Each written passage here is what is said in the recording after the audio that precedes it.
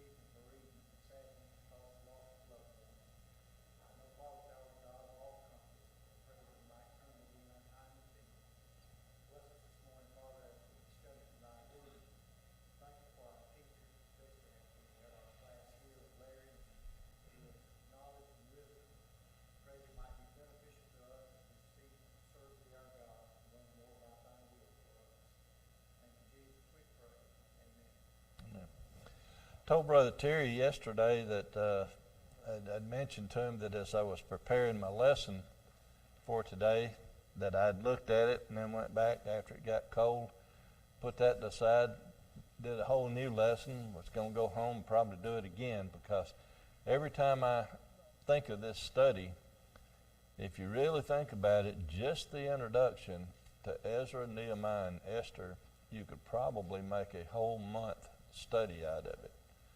And every time I looked at it, I wanted to put more information in and more information in. So I will probably not get finished, but if I don't, we will try to incorporate that as we go along through the rest of it. I was quite intrigued when I looked at the outline that was given to us. I think Brother Jeremy Day had found this somewhere and run it by the elders and got it approved. But when I first read the first line of it on the introduction, it says, modern society can feel. I thought I had that close enough, but I'm going to have to get my cheaters out for the smaller print. Modern society can feel like an alien society for committed Christians. Do you feel alienated in the country that Brother Terry just prayed about? When we go out and do things, do you feel like you're an alien? Maybe not an alien then, that you're not totally at some place you shouldn't be, but how about uncomfortable at times. And this is nothing new. 20 years ago or so, when one of my jobs that I had took me into about 400 different schools in the state of Alabama. When talking to people, for instance, there was I was going to give books away to the library, and they could select what books they wanted. And one of the librarians, and like I said, this is 20 years ago, one of the librarians looked at one of the books that we had and said, the title of it was, "What Would Jesus Do?" And she said, "I really want that book, but I don't want to get in trouble." 20 years ago, the school systems were already pushing the fact that anything religious should not be in the schools. And I told her, I says, you can't make that mandatory, but if it is in your library as an optional book, it is totally legal. And she says, I know, but I don't want to take a chance.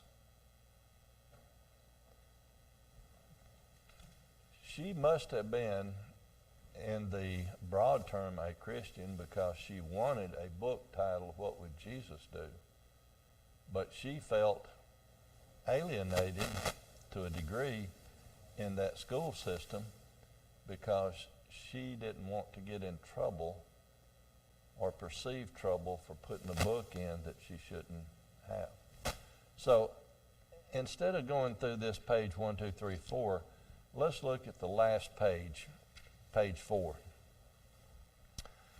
Page 4 says that it's got 3 questions on it, and I think that if we know the questions that we're looking as we go through the study, then we can remember the questions and fill in some blanks here. It says, what benefit is there for a Christian to understand the events of Ezra, Nehemiah, and Esther? Now, we don't have to get into a comparison, but what benefit is it for a Christian to learn Old Testament books and Old Testament history? What are we told in 2 Timothy 3:16? All Scripture. That doesn't mean just the New Testament Scripture. That means the Old Testament Scripture also. All. And there's one that even gets a little more pointed. Romans 15 and verse 4. Romans 15.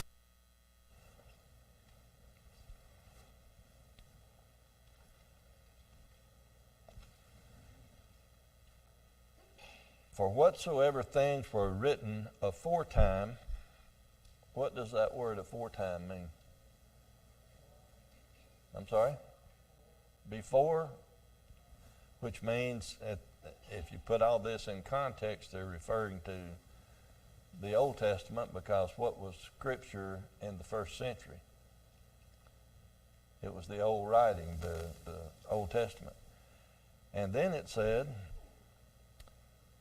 it was written for our learning. The things from the Old Testament were written for our learning, then why do you learn stuff?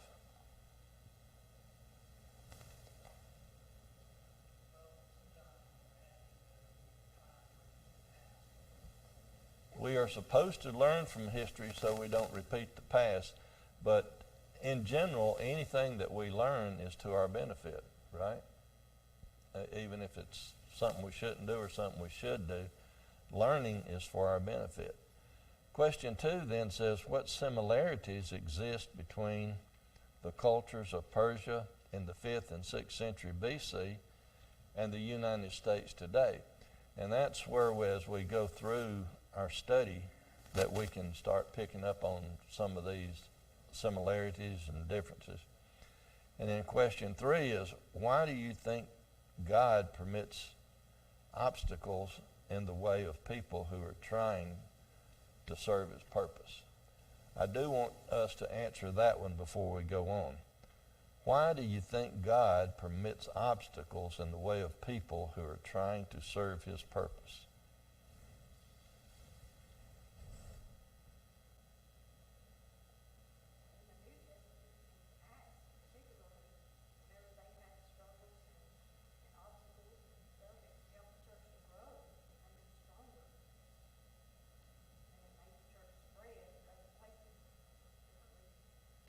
You ever heard the phrase, what don't kill you makes you stronger?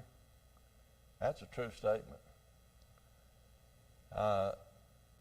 Did God ever, anywhere, promise us that we would never have a hardship? That everything, if you become a Christian and you don't have to worry about money, you don't have to worry about job, you don't have to worry about health, everything's going to be hunky-dory. Is that ever promised anywhere in Scripture? It's right the opposite, isn't it? Aren't we told that we will meet hardships? Aren't we told that people will cause us problems? Why in the New Testament is the phrase used, he that endureth or endure to the end will reap the reward? Why would you have to endure something if it was all going to be nice and easy? You had your hand and go to that, Brother Collins.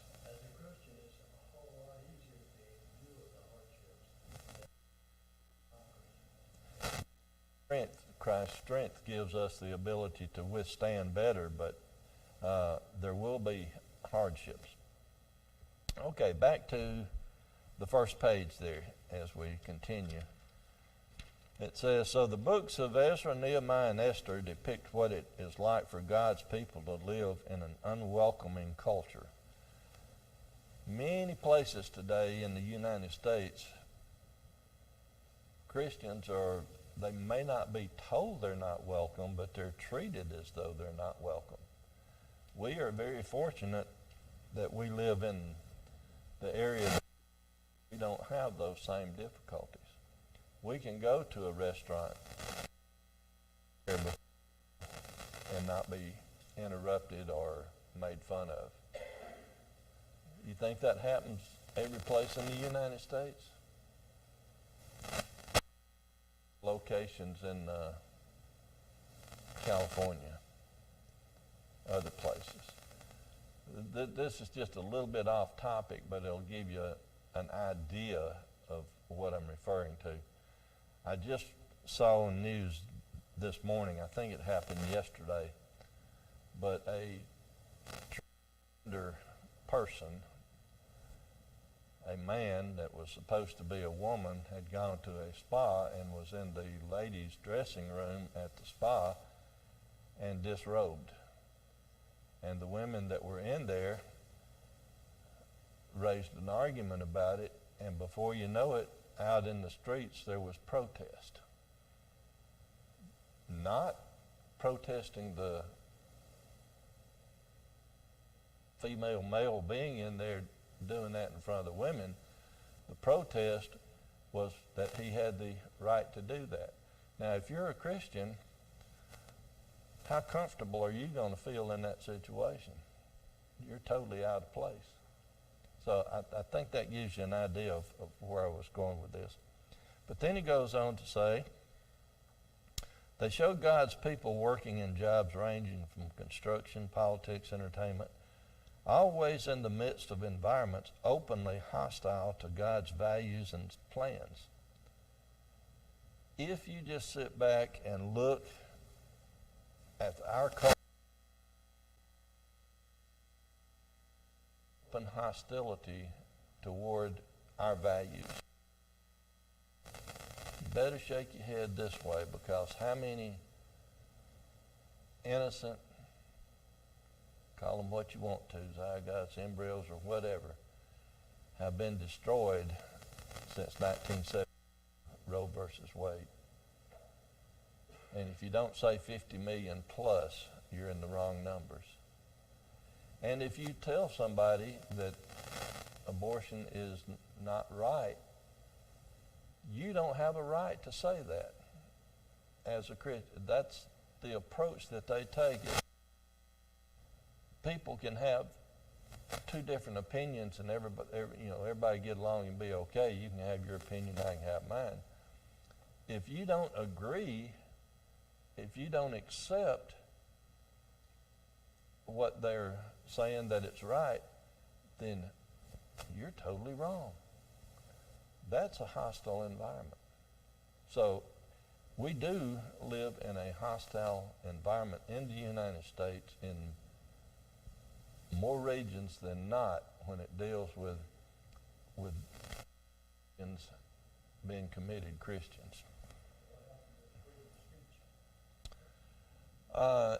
Freedom of speech is still in the First Amendment. It is still 100% agreed to if you say what they want to agree with them.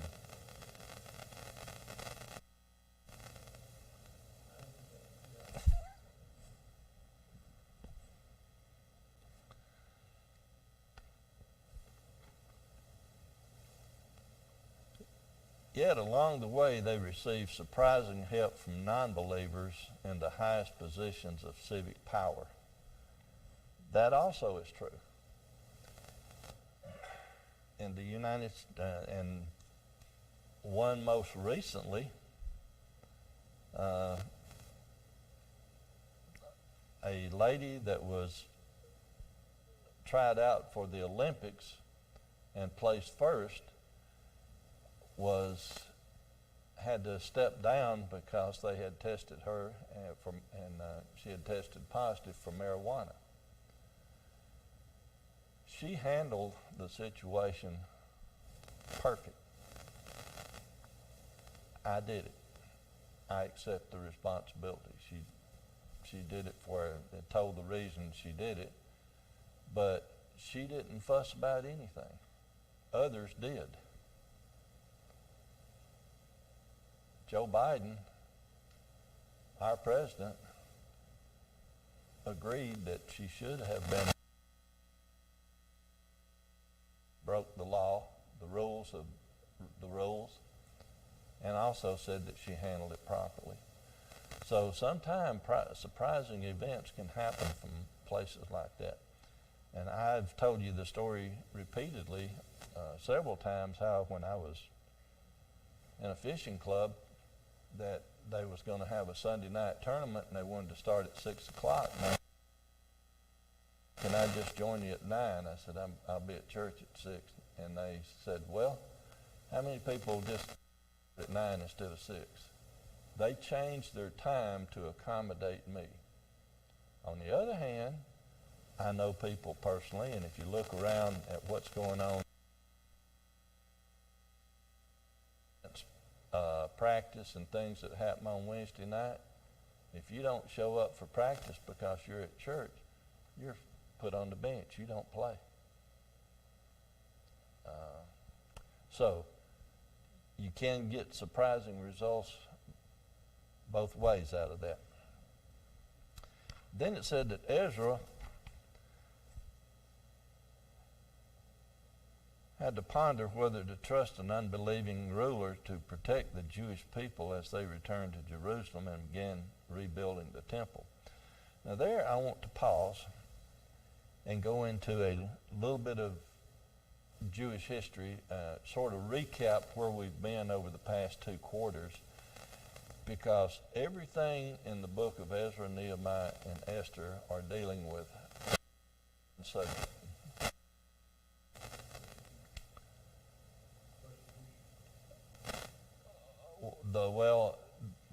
God's chosen people. When we're getting to this point, they're starting to get freed back up. But we have to understand why they got to the point that they got to. And I had pulled some study off, and I'm going to sort of read through some of this so I don't skip any of it. But when Nebuchadnezzar attacked in 605, Jehoiachin assumed the throne, and shortly thereafter, but within 3 months, in 597, the city had fallen, and many of the leading citizens, including Jehoiachin and his family, were carried away captive to Babylon. All of this is foretold by God because he has warned the people repeatedly, do it right or you're going to reap the consequences. In essence, there were three carrying aways that we won't get into because we should have covered that over the last 6 months. But then if we look, Nebuchadnezzar placed Mattaniah, his father's brother, on the throne and changed his name to Zedekiah. He is the last king of Judah. The northern tribes had already gone into captivity 100 or so years earlier. And then 9 years later, Zedekiah rebelled, and then in his 11th year, 587 or 586, Nebuchadnezzar leveled the city's walls, robbed, burned the temple, carried all except the very poorest of the land as captives to Babylon. Zedekiah saw his son slain in his presence. Then he himself was blinded and led in chains to Babylon. The kingdom of Judah, like its sister to the north, lay in dust and ashes, and its inhabitants had been scattered to the four winds. See, all of this started back in 539 when Belshazzar saw the handwriting on the wall in the book of Daniel. And it was told that this was going to take place. And then where we are starting about now is with Cyrus the Great on the throne of Babylon and controlling the Medo-Persian Empire. The stage was now set for the events of Ezra, Nehemiah, and Esther. But now, very briefly, let's look at the people. God selected Abraham and promised him both a people and a land through whom all families of the earth would be blessed. That's in the book of Genesis. In the book of Genesis and Deuteronomy, he prepared Moses and Pharaoh's own household as a lawgiver and a guide to lead his people through the Red Sea, through the wilderness, and to the land promised. Number 3, as God had promised Israel possessed the land of Canaan. This is in Joshua. But here's the thing. We must bear in mind that the status in the land and as the people of God, was it conditional or unconditional? It was conditional. And what was the condition?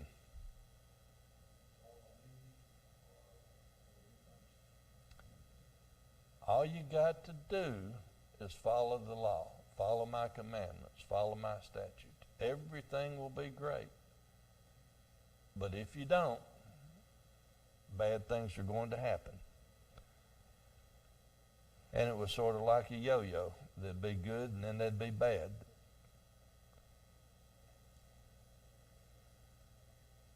Let's look at Exodus 19, verses 5 and 6. Exodus 19, 5 and 6.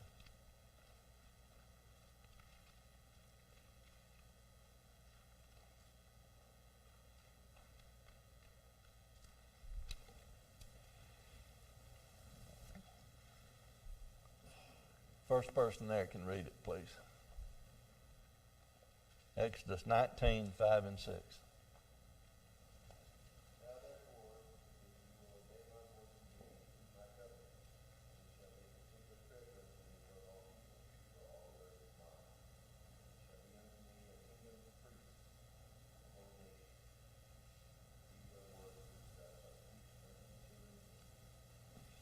Okay, go over a couple of books later, 3 books later to Deuteronomy.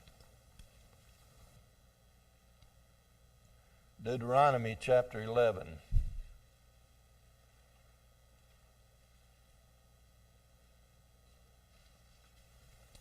Verse 22 through 28. This is a little bit longer reading.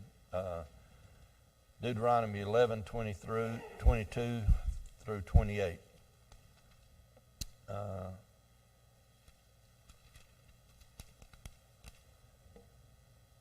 that for if ye shall diligently keep all these commandments which I command you, to do them, to love the Lord your God, to walk in all his ways, and to cleave unto him, then will the Lord drive out all these nations from before you, and ye shall possess greater nations and mightier than yourselves. Every place whereupon the soles of your feet shall tread shall be yours. For the wilderness and Lebanon, from the river Euphrates, even unto the uttermost sea shall your coast be. There shall no man be able to stand before you, for the Lord your God shall lay the fear of you and the dread of you upon all the land that ye shall tread upon, as he has said unto you. Behold, I set before you this day a blessing and a curse. A blessing if you obey the commandments of the Lord your God, which I command you this day, and a curse if you will not obey the commandments of the Lord your God, but turn aside out of the way which I command you this day, to go after other gods which ye have not known. So let's go on over while we're in Deuteronomy to chapter 28.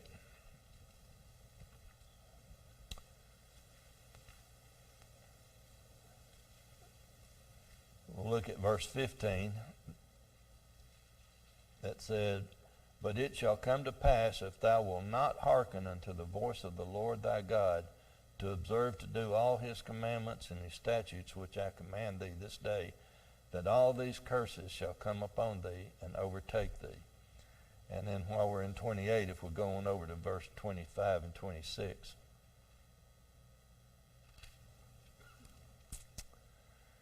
The Lord shall cause thee to be smitten before thine enemies. Thou shalt go out one way against them, and flee 7 ways before them, and shall be removed into all the kingdoms of the earth. And thy carcass shall be meat unto all fowls of the air, and unto the beasts of the earth, and no man shall fray them away. So it should have been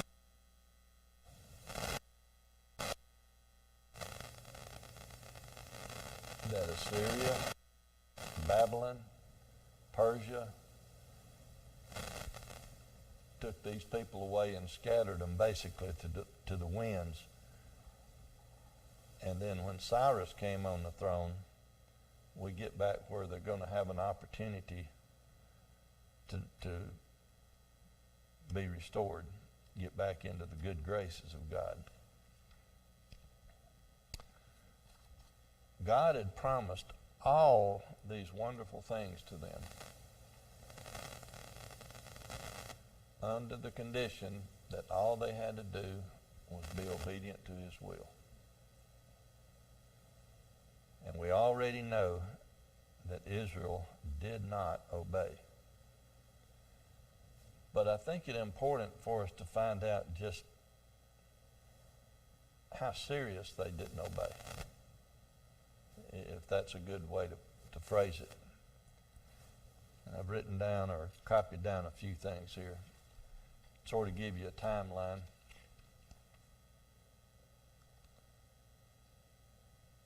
Through 15 judges, that was more than 300 years of judges, they didn't obey. Idolatry and sin was the problem. But Israel at that point didn't blame themselves, didn't blame it on their idolatry, didn't blame it on their sin. What did they blame it on? Their political situation. Give us a king. God said, okay. They had a united kingdom that lasted how long? 40 adds up to 120 years of united kingdom through three kings. That wasn't good, so then what did they do? 10 of them split off to make the northern kingdom and the southern kingdom, which we've just studied about. And how long did that last?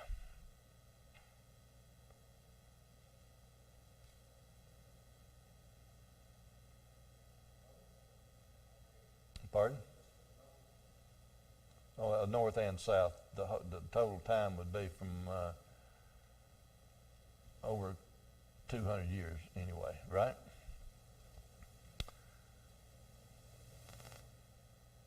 But you see, the whole problem was that their private lives could have been summed up or characterized by them swearing, lying, stealing, adultery, murder. Even the priests and the prophets were corrupt, and their worship became a sham. What does it mean to be a sham? Show, false, pretending. It got to the point that it was even this phrasing here is a stench in God's nostrils. Somebody look at Amos 5, verse 21 through 23. Amos 5, 21 through 23. First one can read it, please.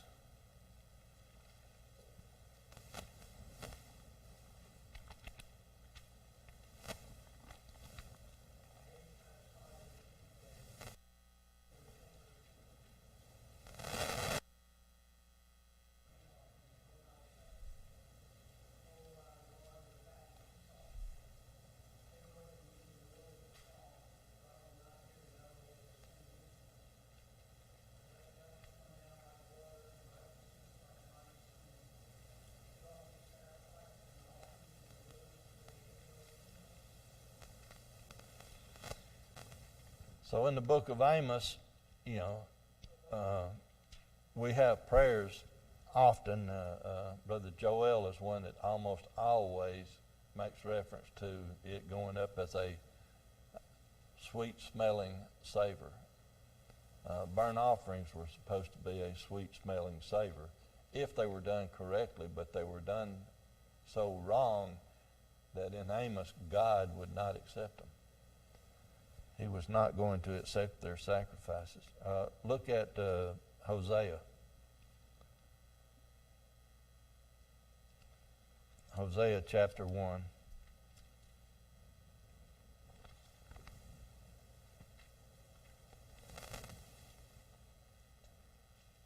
Verses 6 through 9.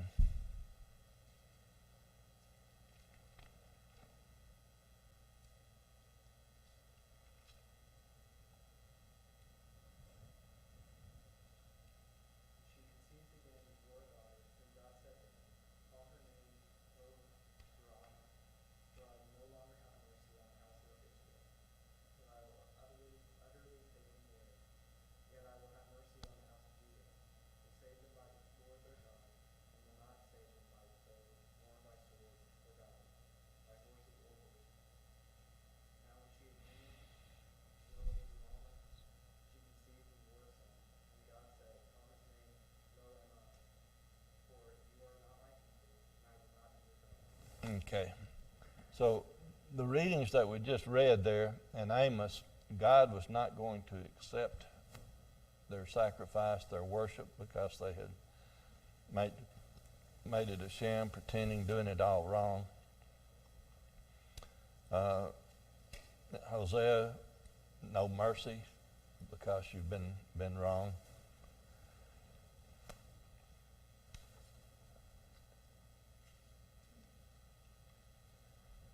So after more than 200 years in the divided kingdom,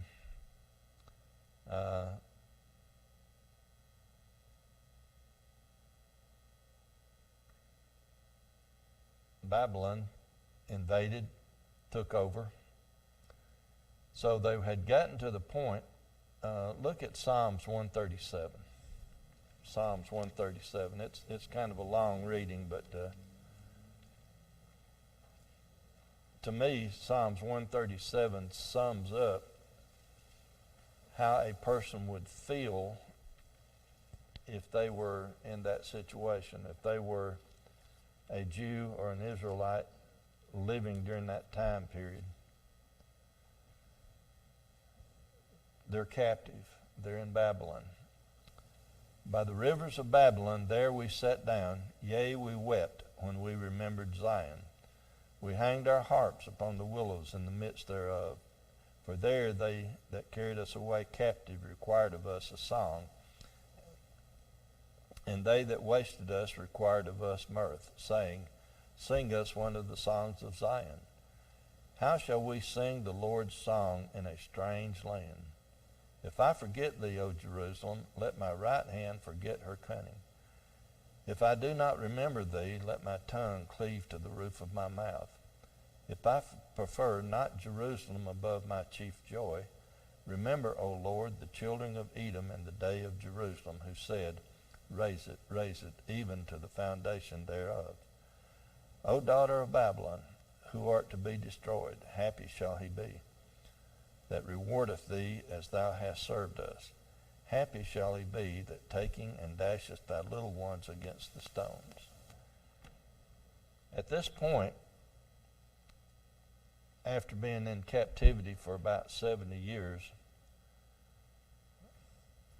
they were at their low point. And now they were going to be provided a second chance. And that second chance starts with Cyrus, the king, telling them that they could go back and build a temple. How do you think you would feel if you were in that position?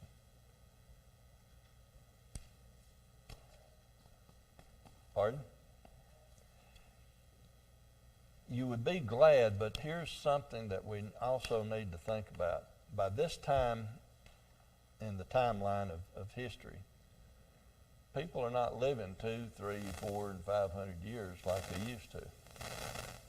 If you recall, during the Exodus out of Egypt, who went into the new land?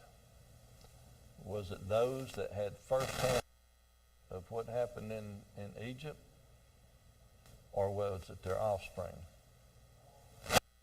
Their offspring. There was only a couple that were allowed in. So it's a new generation. Here they have been captive for about 70 years. How many have firsthand knowledge of what had taken place before captivity? How many of them that are now getting that second chance, the covenant with God, and do what's right, didn't know the first part? The only thing they know from it is history, oral history. They wasn't there. They didn't see it. It's sort of a new group going out, except for some of the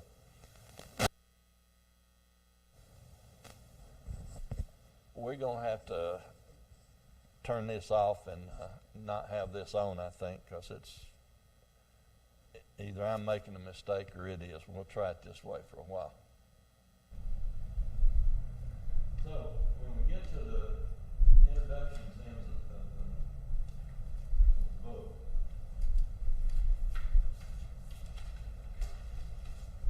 Ezra, Nehemiah, and Esther are the three that we're going to cover.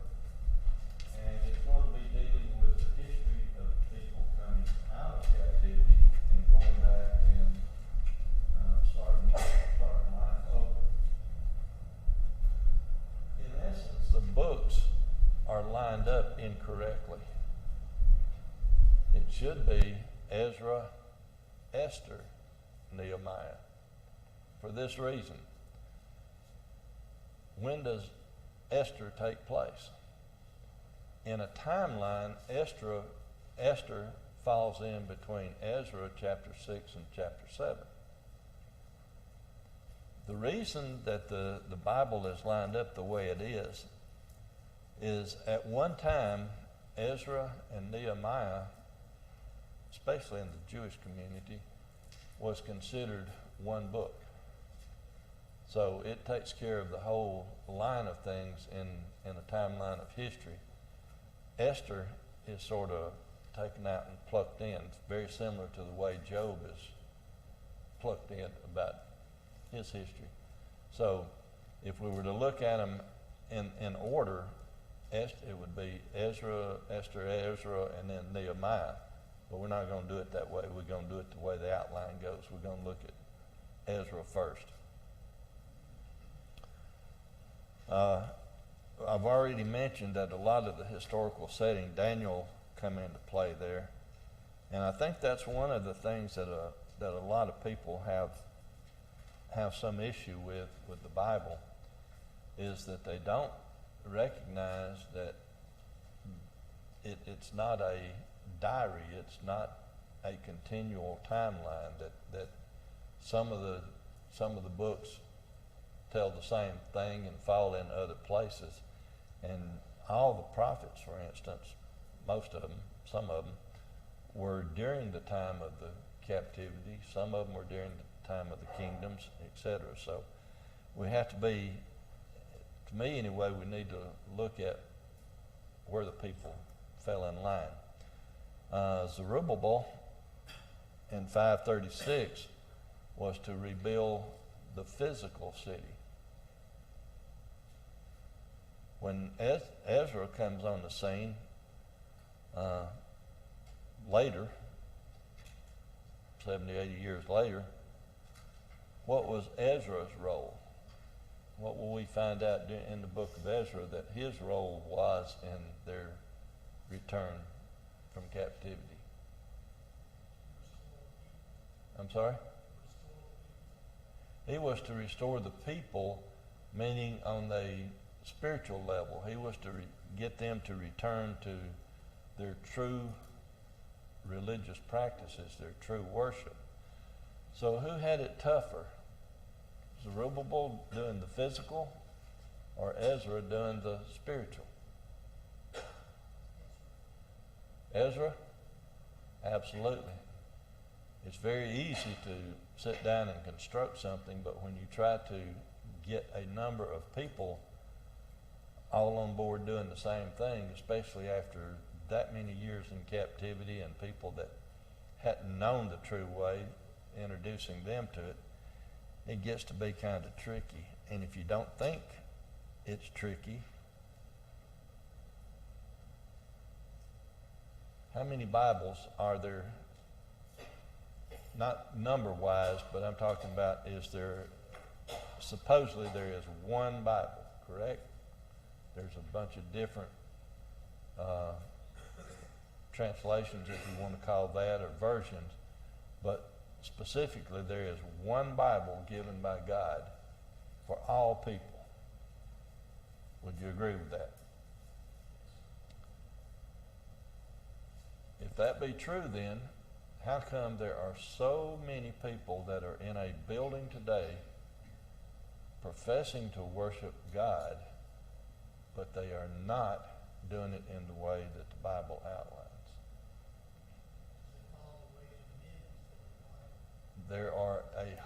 You can't even number how many different religious groups there are out there that say they base their religious beliefs on Christ, that they are Christian. But yet if you look at how many different ways they practice the things they do and don't do, and can't agree on the simple words of the Bible, you can understand how difficult it was then for Ezra to take a people that didn't have a Bible and try to get them all on the same page. And then when Nehemiah came in later, he was to rebuild specifically the walls of Jerusalem.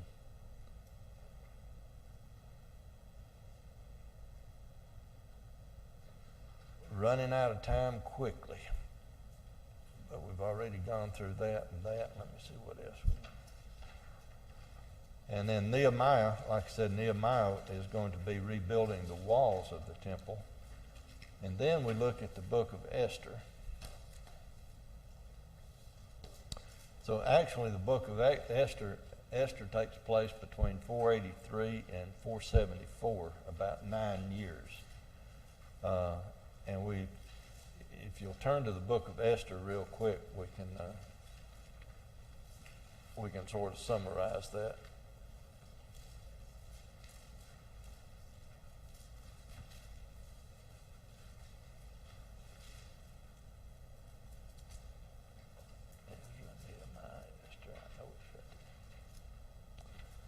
If you look in chapter 1, verses 1 through 3, Esther chapter 1, 1 through 3, it says, Now it came to pass in the days of Ahasuerus, this is Ahasuerus, which reigned from India even unto Ethiopia over 120 provinces, that in those days when the king of Ahasuerus sat on the throne of his kingdom, which was in Shushan, the palace, in the 3rd year of his reign he made a feast unto all his princes and his servants, the power of Persia and Media, the nobles, the princes of the provinces. The important thing to remember here is in the 3rd year of his reign. And then if we'll look at chapter 3 and verse 7, it goes in and it gives you a time slot of something that's happening. And then chapter 8 and verse 12 gives you another time reference. But in chapter 9 and verse 1, it says, Now in the 12th month, that is the month Adar, on the 13th day of the same, when the king's commandment and his decree drew near to put in execution, in the day that the enemies of the Jews hoped to have power over them, though it was turned to the contrary, that the Jews had rule over them that hated them.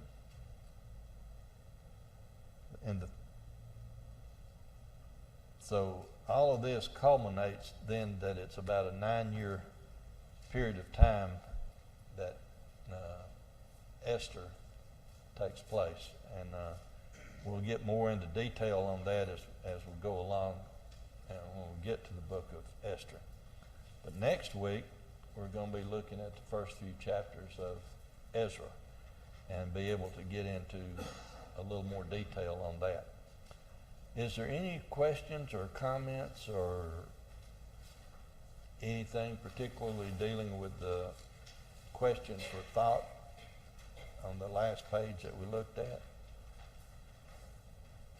Similarities, differences between what happened then and what's happening now in the U.S. and our time was up our bell rang. So thank y'all so much for your comments and your attention.